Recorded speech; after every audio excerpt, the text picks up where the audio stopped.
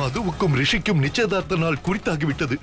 அதை தடுக்க என்ன பண்ணுவதென்று புரியாமல் நான் உன்னிடம் வழி கேட்டுக் கொண்டிருக்கிறேன். ஆனால் நீ எனக்கு புது சோதனையை கொடுக்கிறாய். மரப்பேழை எதற்காக தாயே என்னை விட்டு விலகி போகிறது? நான் என்ன தவறு செய்தேன்?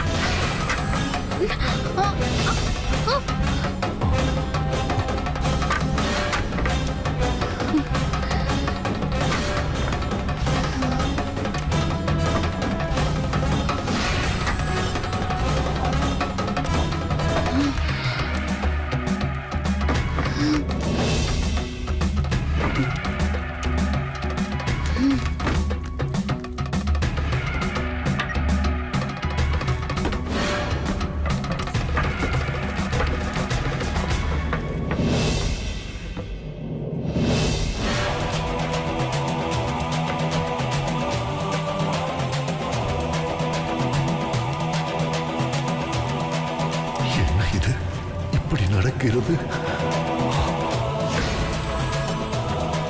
என்ன ஏது என்று ஒன்றும் புரியவில்லையே. ஏன் இவ்வாறு நடக்கிறது?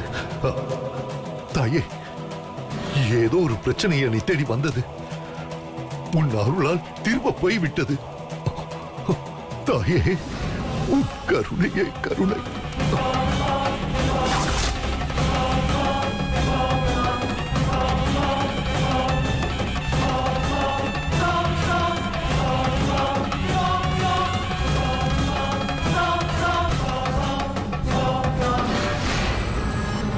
இப்படி கீழே படுத்திருக்கா? என்னாச்சு இவளுக்கு?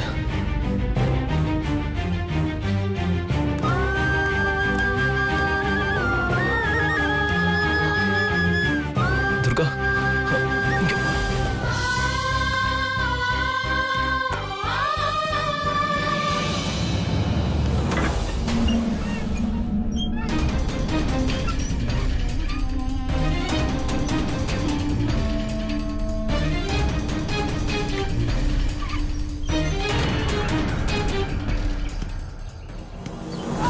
இப்படி நடந்துச்சு. ஒருவேளை இங்க யாராவது வந்திருப்பாங்களோ? அப்படி யாரும் வந்த மாதிரி தெரியலையே.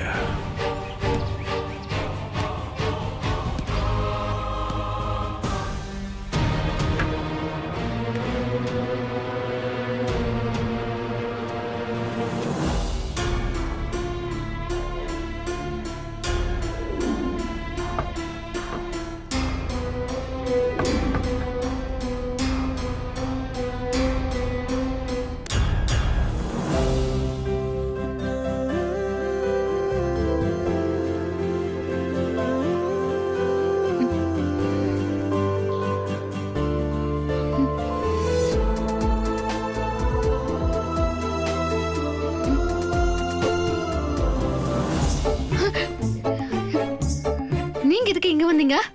முதல்ல வெளியில போங்க. நான்லாம் ஒரு ரூம்க்கு வரல. நீ தானே கூட்டிட்டு வந்த. நான் கூட்டிட்டு வந்தேனா? போய் சொல்லாதீங்க. நீ ருத்ரையா ரூம்ல மயங்கி கிடந்த.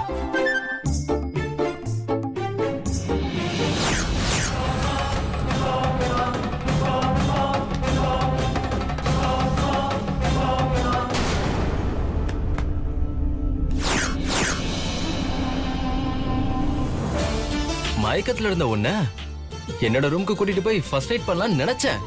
ஐயோ, நீ பதறின மாதிரி மத்தவங்களும் பதறுவாங்களோன்னு ஒரு ரூம்க்கு தூக்கிட்டு வந்துட்டேன். என்ன எதுக்கு நீங்க தூக்கிட்டு வந்தீங்க? நான் தூக்கிட்டு வராம வேற யார் தூக்கிட்டு வருவா? சரி, முதல்ல நான் கேட்கறதுக்கு ஒரு பதில் சொல்லு. நீ எதுக்கு ருத்ரையா ரூம்க்கு போன? அங்க போய் நீ எப்படி மயக்கமான? அப்புறம் ருத்ரையா எங்க? அதுக்கு பதில் சொல்லு. அங்க என்ன நடந்துச்சு? ஏன் மயக்கமான? அங்க ஒண்ணும் நடக்கல. நான் சாப்பிடாதனால மயக்கம் போட்டுட்டேன். ஏதோ மறைக்கிற. வேலைக்காரங்களுக்குள்ள 1000 இருக்கும். அது ஏன் நான் உங்ககிட்ட சொல்லணும்? நீங்க முதல்ல ரூமை விட்டு வெளியில போங்க. உன் ரூம்ங்கிறதுனால அதிகாரமா வெளியே போ சொல்ற. அடுத்த முறை மயக்கம் போட்டவில என் ரூம்க்கு தூக்கிட்டு போய் அங்க வச்சு என் அதிகாரத்தை நான் காட்டுறேன். ஜாக்கிரதை. Mind it.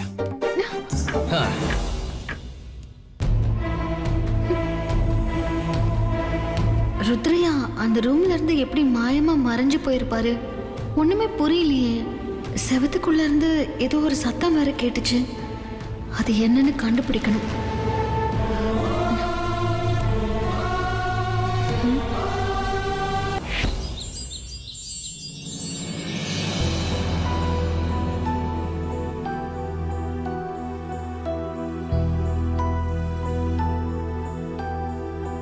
மதுமாவுக்கு நிச்சயதார்த்த தேதி குறிச்சிட்டாங்க. வேண்டிக்கிட்ட மாதிரியே தெருப்பிள்ளையாருக்கு காணிக்கை செலுத்திட்டு வந்துடலாம்.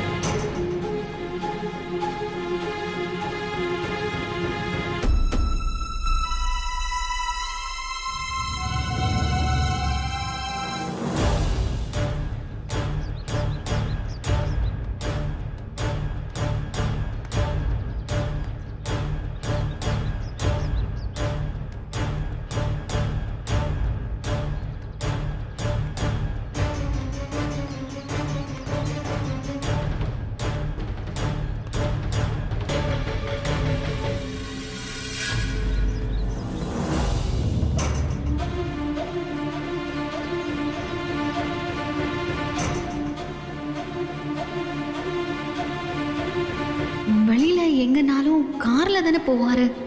இப்ப ஏன் நடந்து போறாரு?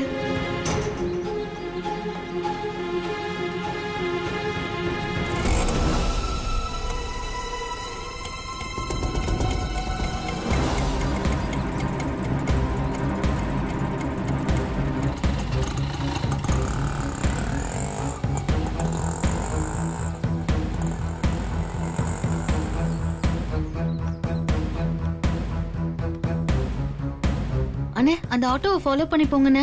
சரிம்மா உக்காரு.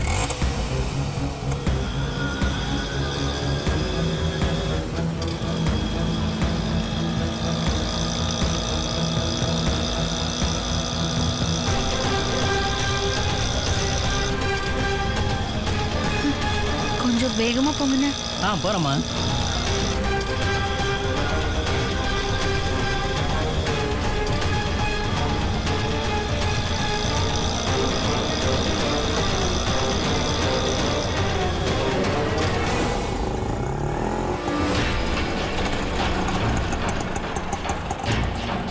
இந்த மீதி நீங்க வச்சுக்கோ.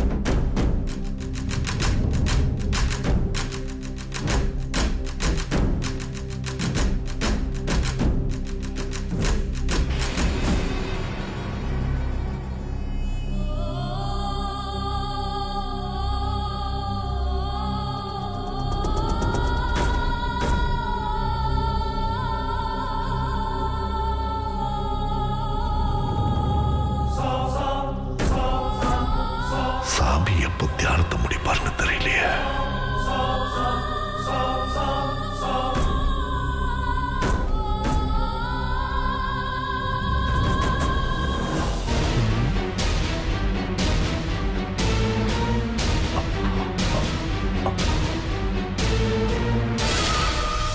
காணாமல் அலைந்தோர்கள் கோடான கோடி, காரணத்தை அறிந்தோர்கள் கோடான கோடி.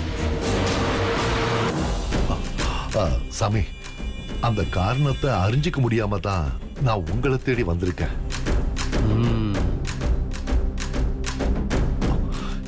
எவ்வளவு முயற்சி பண்ணியும் என்னால அந்த சலங்கைக்குரியவளை கண்டுபிடிக்க முடியல சாமி. எனக்கு வயசாக என்னோட உடல்நிலையும் ஒத்துழைக்க மாட்டேங்குது. தேடுற முயற்சியும் தடப்பட்டுக்கிட்டே இருக்கு. காணாமல் அலைந்தோர்கள் கோடான கோடி, காரணத்தை அறிந்தோர்கள் கோடான கோடி. சாமி, எனக்கு இப்ப பயம்தான் அதிகமாயிட்டே இருக்கு.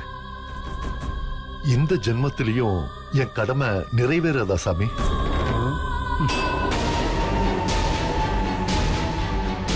நிம்மதியா சாக போன என்னை தடுத்து நிறுத்தி நீங்க தான் இந்த கடமையை எனக்கு கொடுத்தீங்க. ஆனா இப்போ என்னோட மக உயிரோட இருக்கான்னு நான் திதி கொடுக்கும்போது உணர்த்துச்சு. அது உண்மையா சாமி?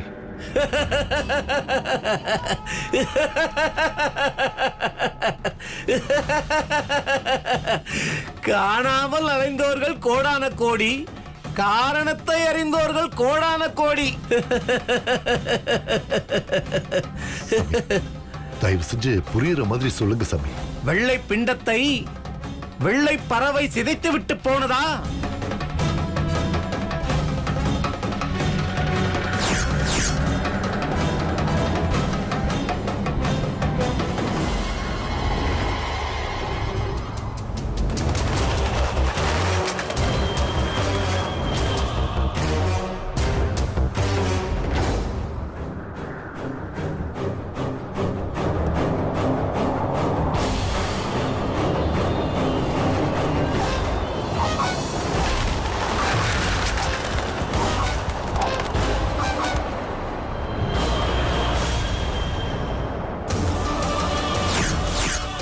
ஆமா சாமி, நான் திதி கொடுக்கும்போது ஒரு வெள்ளை புறா வந்து பிண்டத்தை செதைச்சிட்டு போச்சு சாமி.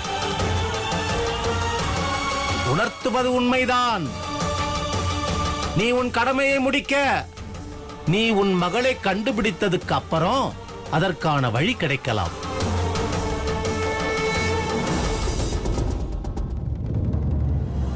அதற்காக தான் இது தள்ளி போகுது.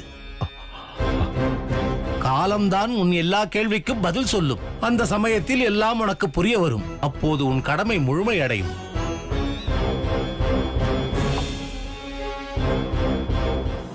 காணாமல் அலைந்தோர்கள் கோடான கோடி, காரணத்தை அறிந்தோர்கள் கோடான கோடி.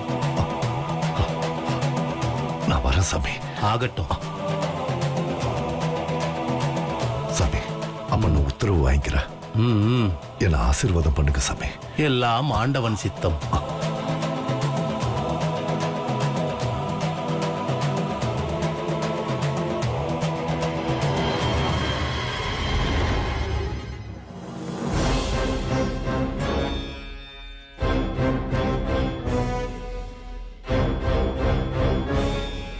காணாமல் அலைந்தோர்கள் கோடான கோடி, காரணத்தை அறிந்தோர்கள் கோடான கோடி. காணாமல் அலைந்தவர்கள் கோடான கோடி, காரணத்தை அறிந்தவர்கள் கோடான கோடி. ஒண்ணுமே புரியலையே, ஒரே குழப்பமா இருக்கு.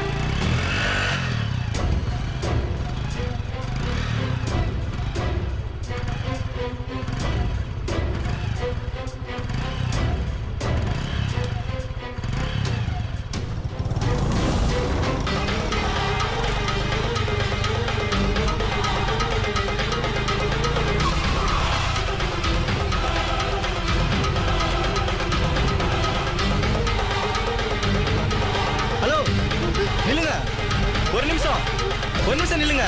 சொன்னா கேளுங்க. நில்லுங்க. ஓடாதீங்க. ஏன் இப்படி பயப்படுறீங்க? நில்லுங்க.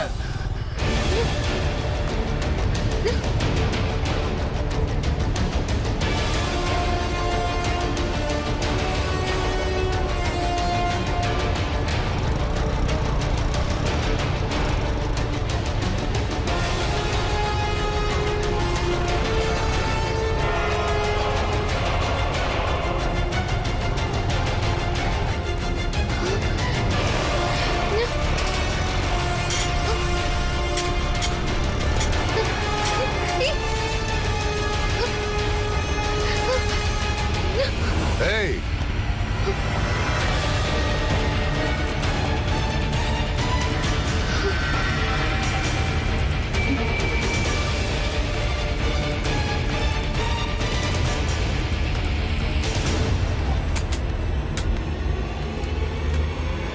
ஏய், வாடா இங்க. யாரா நீ? நான் தான் சார். Helmet sir. கழட்டு. கழட்டு வேணாம் ஹெல்மெட்டை. சார். சார். சார். ஒண்ணும் பண்ணாதீங்க சார். கழட்டுறாங்கல்ல. சார், நான் தான் சார். ஏய், நீ நம்ம சைட்ல வேலை பார்க்குற இன்ஜினியர் ஆமா சார். நீ ஏன் துர்காவை ஃபாலோ பண்ற? துர்கா, நீ எதுக்குமே இங்க வந்த? பக்கத்துல இருக்கிற சிவன் கோயிலுக்கு வந்தேன். வழி தெரியாம வந்து ஆ, மாட்டிக்கிட்டேன். சரி. ஏய், நீ எதுக்காக துர்காவை ஃபாலோ பண்ண? அதுக்கான ரீசன் சொல்லு. சார், அது வந்து ஒரு பெரிய பிரச்சனை சார். என்ன பிரச்சனை சொல்லு. சிவகுமார் வெளியே போன பின்னாடி எல்லாமே கரெக்டா நடக்கும்னு நினைச்சிட்டு இருந்தேன். ஆனா இப்பதான் எல்லாமே தப்பு தப்பா நடக்குது சார்.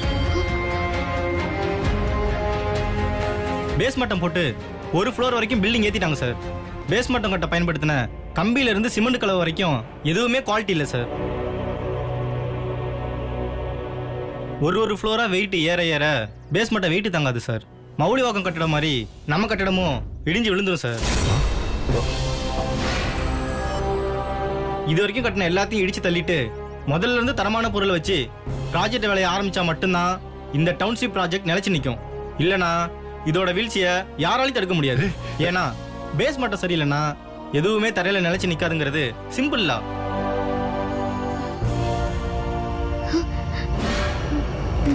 நீங்க சொல்ற மாதிரி முதல்ல இருந்து ஆரம்பிக்கணும்னா கம்பெனிக்கு எவ்வளவு நஷ்டம் ஆகும்?